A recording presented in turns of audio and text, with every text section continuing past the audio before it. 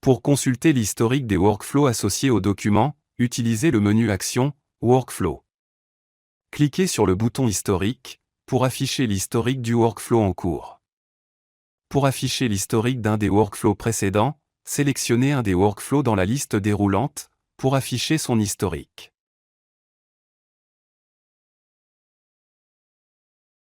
L'onglet Workflow contient le tableau de bord, pour voir l'ensemble des workflows existants pour l'espace de travail.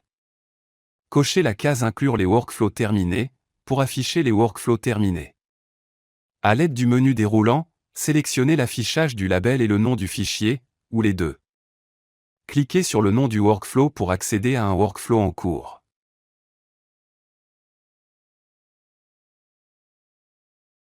La colonne Démarrage contient la date et l'heure du lancement du workflow. La colonne Mise à jour contient la date et l'heure de la dernière action sur une des tâches, ou sur la modification du workflow. Le statut du workflow est présenté avec un code couleur pour indiquer le pourcentage de progression du workflow, un nombre de tâches accomplies par rapport au nombre total de tâches définies pour ce workflow. Chaque étape de workflow est représentée par un code couleur, gris pour une tâche en attente, bleu pour une tâche en cours, orange pour une tâche rejetée, vert pour une tâche terminée. Les chiffres à droite du nom de l'étape indiquent le nombre de décisions prises, par rapport au nombre total de décisions requises pour cette étape.